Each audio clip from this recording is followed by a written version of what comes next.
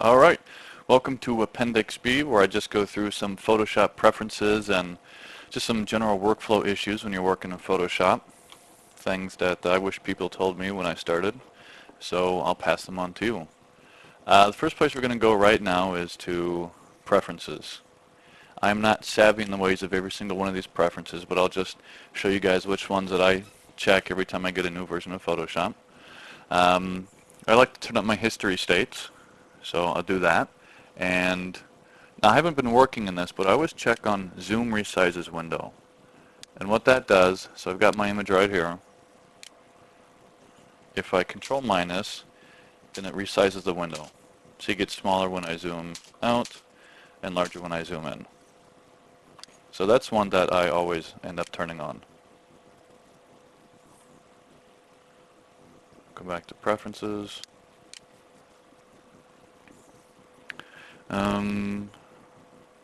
Bunch of these others I don't really touch right now.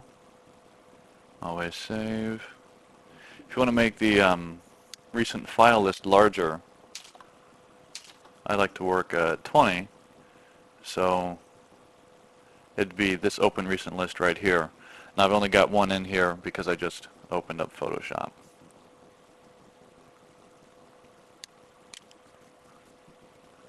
Alright, ask before saving layered TIFFs. Photoshop allows you to have fully layered TIFFs, and all the information that you would otherwise have in a PSD file can be saved in TIFF files.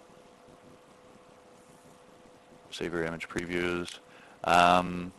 Personally, I like working with color channels in color, and what that means is, with that checked on, sorry about that beep, with that checked on, it just means that right here, like the red is actually, the red channel is red.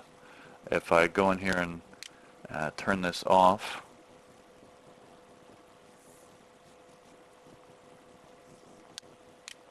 and hit OK, now the red is grayscale, and the green and the blue. And it's grayscale in here as well. This is what it's referring to right here, those little thumbnails there. Alright. Very important, I think these are probably the two biggest things that I end up setting each time, is I always set my painting cursor to brush size. If I set it to standard, not only do I not know where the little center of my brush is, but I have no idea how large it is. Precise is a little bit better because I know exactly where the brush is, at least the center of it, but I still don't know how large it is. And then there's brush size. Other cursors, you can use the standard setting.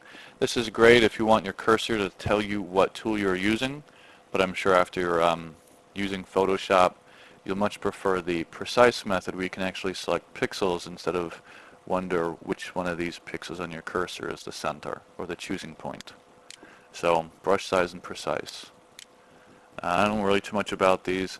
Sometimes I run into a problem where I've got a bunch of gray and white and I don't want to add a filler background layer, so I'll just change these colors over here.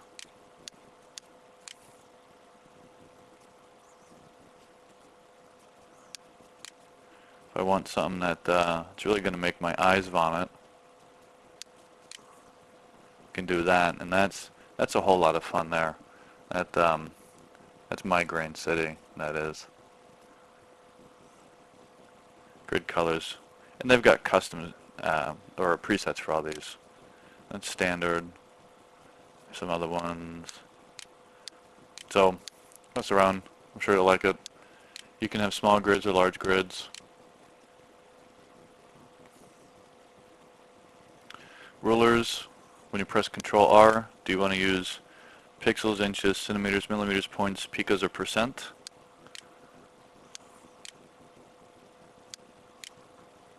Guides, guide color. They have presets for guide colors, or you can choose your own. Same with grids. Now, one really cool thing about grids is that you can have a grid line, not just every, so normally you have your grid set to pixels. And So I'll go ahead and show that as well. Set this to every 100 pixels and with 3 subdivisions.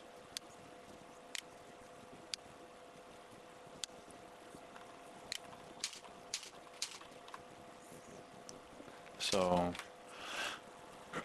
the hotkey for grid, by the way, is Control, was that comma? So every 50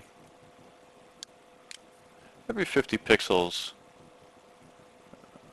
or every 100 pixels it looks like, I've got a grid division and it's subdivided by 3.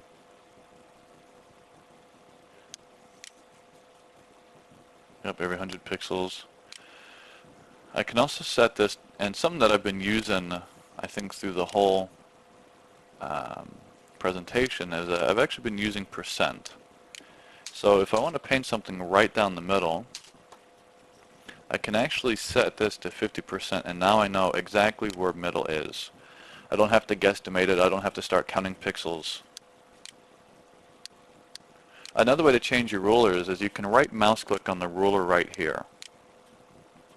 And this will also show you percent, picas, points, millimeters, centimeters, inches, or pixels.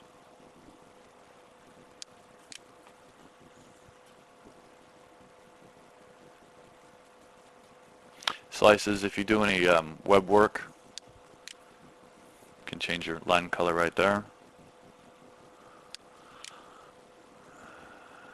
Additional plugins folder. If you're someone that has purchased plugins and you want to keep them in a separate folder, which maybe you do, maybe you don't want to, turn this thing on here and go hunting for it. Scratch disks. Photoshop recommends that you set a second scratch disk to not the start drive or the drive where Photoshop currently sits. I've got mine set to H. Scratch disks help with memory and just the performance of Photoshop. I don't know too much about it, but I know it helps to have a scratch disk that is not the start drive or the boot drive. Cache levels, no clue.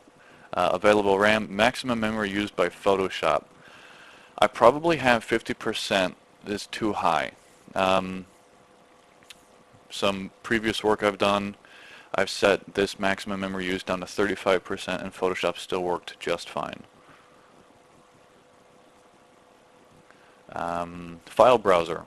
So this is a new amendment with Photoshop CS, so I'm not too familiar with these, but when you're making thumbnails, you can tell it not to make thumbnails of images that are larger than 200 meg. Got your custom thumbnail size right here. You can render some vector files. And then back to general. So that right there, that is just the preferences. Now there's something really exciting here. There's this preset manager. And so if you watch the whole tutorial, you've probably seen me add or remove maybe some custom shapes or some custom brushes. And that can all be done in this preset manager window. And you can do it for your brushes, your swatches, gradients, styles, patterns, contours, custom shapes, and tools. So let's go to swatches. So these are just some basic colors. But you can add whole new palettes down here. So if you're into to printing and you're not using Photoshop so much for digital work, but you're going to end up printing, you can start or you can load up swatches that have those colors, so Pantone process, or Pantone uncoded, Pantone coded. Let's just go ahead and load one of these up here real quick. Toyo, that's it, fantastic name. Replace the current color swatches. No, I'm not going to replace them, but I will append them. And append basically means that it's going to take all those colors, all the new color swatches, and put them right down here at the bottom. So now I've got the Toyo colors. Look at that little jobby right there. Toyo, they've got a lot of colors. Now that's just one. I could add all of these, and I'm not gonna. But if we do add one more, just because we're getting crazy all up in here with this, and then you realize, oh my god, I have way too many, you can reset your swatches. Replace current color swatches with the default colors. Okay. Then they've got a list instead of thumbnails. Not like that. Takes up no room at all. Alright, swatches, styles, gradients. So each one of these has something else to load. You can see that I've created my own setup here. Shapes. Where are we?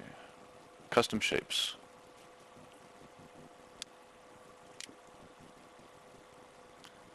So that's all the vector art shapes. Alright.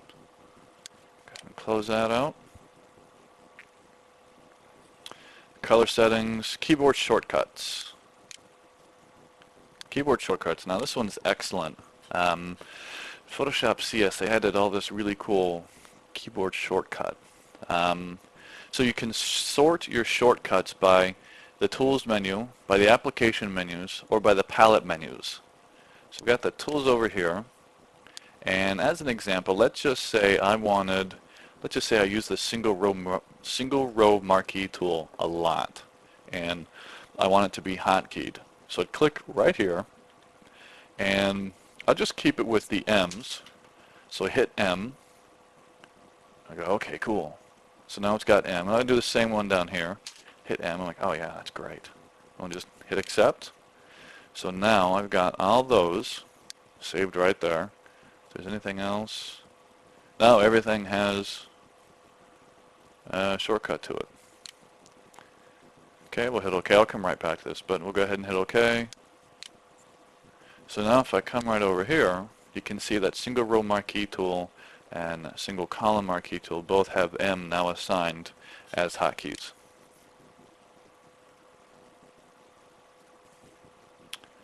Also, as part of this, you can create this summarize. And what that says, let me scoot this over so it doesn't get clipped off in the window. Create a web page that shows all the shortcuts in this set. Alright, it's putting it somewhere. That's a good place for it. So it's writing. Still writing. Oh, thought we were done. No. All right. I'm gonna go load this up real quick. So here we are. Adobe Photoshop CS keyboard shortcuts and application menus. So you can see each one of these areas, there's no shortcut assigned to it. And these of course have them. So levels is Control L, auto levels is Shift Control L. Okay, so just close that out. Now if you've made some changes to your shortcuts and you haven't saved it, you get this little modified job view up here. I'll go ahead and save my shortcuts, and now it's back to Ableton shortcuts. So other tools in here are like application menus. So everything inside of File, for instance, is listed right here. Everything. Alright, that's shortcuts. Hit OK.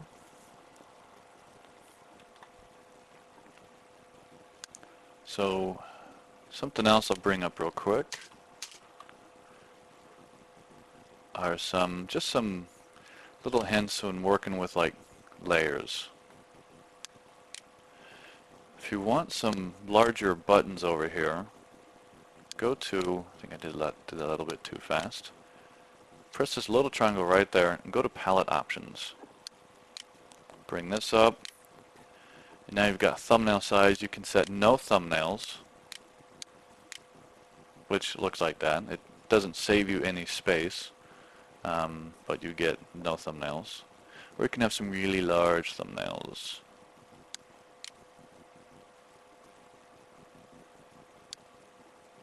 So now we can see a whole lot better about what's going on in each one of these layers. So there's obviously a reason I didn't work like that for this demo, or for this presentation. Go ahead and set these back to right there. The same is true for channels. palette options.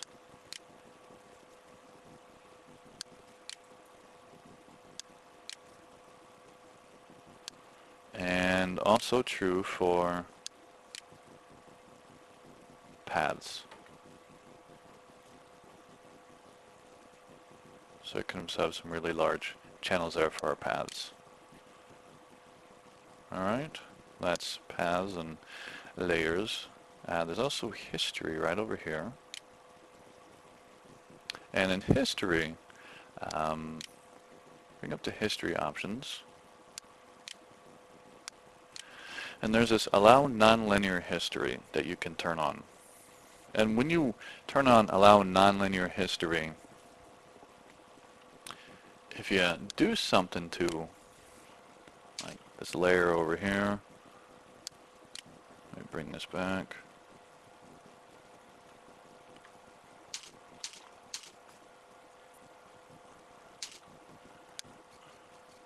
Do a little bit of this. And some of that. So you've just made some art, and you can come back here to make new layer. Maybe you wanted it. Maybe you actually wanted a different color. Oh yeah, that's the juice right there. Now what happens is that I only laid down one brush, but what it did, go ahead and lay one more down. See this thick line right there and that little black line? That means there's a break in history. So if I click right here, we've now got all that white. But if I wanted the black, then I come over here. Or if I wanted just a little bit of the white, then I'd do it right here. Just a little bit of the black. Or if I wanted none of it, I'd go right there. When you turn off allow nonlinear history,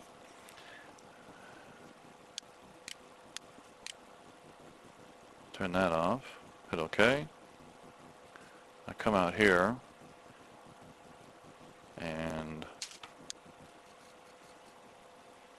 now if I paint, and then come right here, and then paint again, I can't get that other shape that I just made. Or to be a little bit more to the point, for complete illustrative purposes, I'll back up to before I made the white, lay down some red, and I can't go back to the white. So I always like to turn that on. And this is really great when you're working with the history brush or the art history brush. So I can come right over here.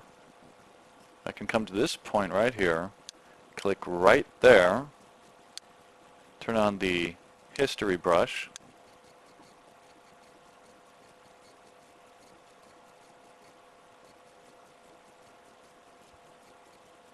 start painting crazy things in this layer. Or I can actually come to right over here, and now I'm painting in part of that history from before. Not all of it, just that little area, so it's calling up from that history. So it's pretty darn helpful. Alright, what's next? Alright, I want to delete that because that's just marring my artwork. Okay, go ahead and hide that. Alright, so also in here, there's working with your actual workspace. And let me go ahead and just drag some of these in, because these are exactly the positions where I want them. It's perfect, obstructing everything. And I can come up here to Window, Workspace, and then I can save my workspace, and I can call this Train Wreck of Menus.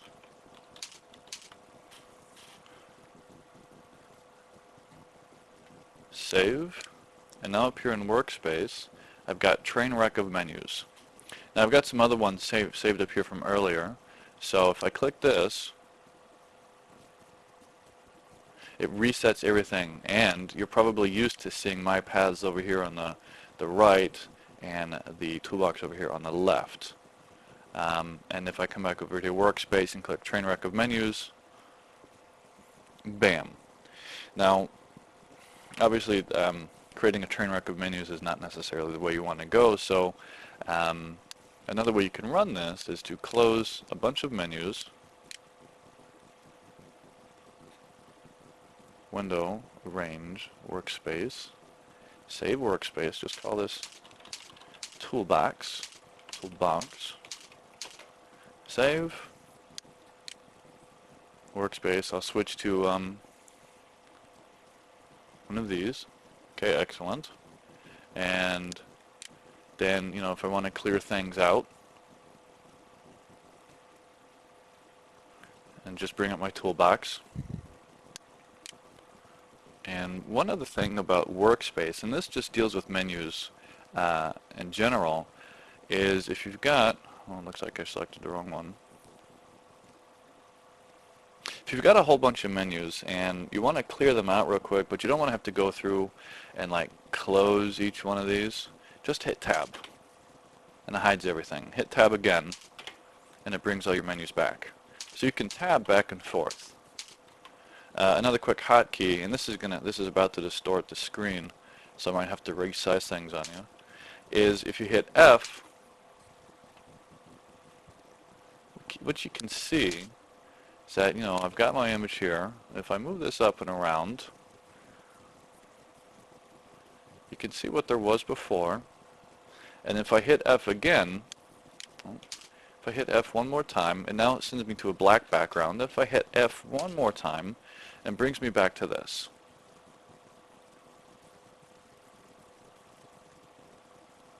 And then hit Tab. Hit Tab, and there we go.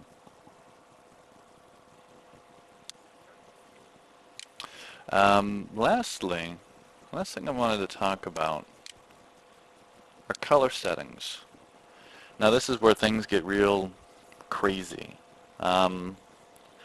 A real brief intro into color settings and color spaces is, I think there are more color spaces than there are grains of sand in the world. Each digital camera maker, each scanner creates their own color space. And basically what a color space is, I'm about to talk about color spaces for the rest of the chapter, so if you can hit stop. But what color spaces are, it's a way to describe in an RGB coordinate system colors that are represented in the real world. And what does that mean? Why on earth would you do that? The reason you would do that are for when different monitors, right? So some monitors can display colors that other monitors can't. Other case in point, when you print, some inks can print certain colors that other inks cannot. And with cameras, digital cameras, some cameras can shoot and capture colors that other cameras cannot. So the makers of these monitors and these printers and these scanners and cameras, they all needed to create a color space that accurately represented the capabilities of their monitors or the cameras or whatever. So Photoshop and professional artists have the dubious honor of being required to deal with this. And what that means here, the really quick lesson in this, is when in doubt, choose Adobe RGB as your color space. If you don't want to think about it or touch it ever again, but you want to get good bang for your buck, just real quick, go with Adobe RGB. If you don't want to do any research, choose that. If you're a printer or you shoot on a digital camera, don't listen to what I just said and go research with your printer or the maker of your digital camera, and you'll be able to load up I think what's called ICC profiles for Photoshop. This one right here, so this ProPhoto RGB has, let's see if I get this right, has more colors than can accurately be represented in the natural world. So if you go with ProPhoto because you want a whole lot of colors, Just know that when you convert to other color spaces, because chances are you're going to have to when you go print or when you know convert, say you're developing for PlayStation 2 or PlayStation 3, I don't believe they support such wide gamuts. If you hear anyone refer to, what's your color gamut or the space gamut, this is also what they're referring to. Another very popular choice in color spaces you'll see is sRGB IEC 61966-2.1. Yeah, that's all right. That's pretty good. I think that's a bunch of monitors are set to that. But just go ahead and run with this one right here, Adobe RGB. CMYK. Most professional printers use CMYK color space. And the quick difference between RGB and CMYK color space is this. RGB color space is what's called an additive color system, or color space, or color wheel, whatever. Basically, when you add red to green to blue, what you get is white. Now, if you took any art classes in school, what you probably remember is, one, a red, green, and blue are in fact not the primary colors, but red, yellow, and blue are. And when you add those together, you don't get white, but instead you get black. So if you add colors together and you get black, that's what's called a subtractive color system or a subtractive color space. And printers use, instead of red, yellow, and blue, they use cyan, magenta, yellow, and K for black. I guess they didn't go with B because that would probably remind people of blue or something. So they go with CMYK, and I don't know anything about that, so I'll just not talk anymore about that. But if you're a printer and you want to know how to set your CMYK, go right here. And that's all I'm going to talk about color space. So, the last very important thing about this, I'm sorry about that, is when you're working with color space, if you're working on a team of artists, say working on an art development team, or you're sharing files, before you start a project, decide what color space you're going to use. If you're developing for, a PlayStation, then find out what color profile is accepted by the Sony machine or by the Xbox machine, or find out, are you going to go with web colors? So know that before you start your project. It's not a big deal because you can always convert to another color space later, but when you convert from one color space to another, what happens is, what's possible is that you could actually start dropping colors. So you could actually lose colors when you do that, which of course I would never recommend to anybody. So when you're working on a team, make sure everyone is using the same color space. Of course, to that end, make sure everyone has calibrated monitors as well. And that's all I'll say about that. So those are some real brief, preferences to be looking at when working in Photoshop. Things that just make my life easier when I am using Photoshop. And of course, lastly, there's this little doodad right down here. And you get document sizes, document profile, document dimensions, scratch sizes, efficiency, timing, and which I don't think you can see that last one, so I'll go ahead and zoom that up just a little bit more. And then there's the current tool. So now you can see that you've got the history brush, but if you have your toolbox turned on, you can see that anyway. Document sizes works well. So that is the end of AppendixB. I thank you very much for checking out this DVD. I appreciate it.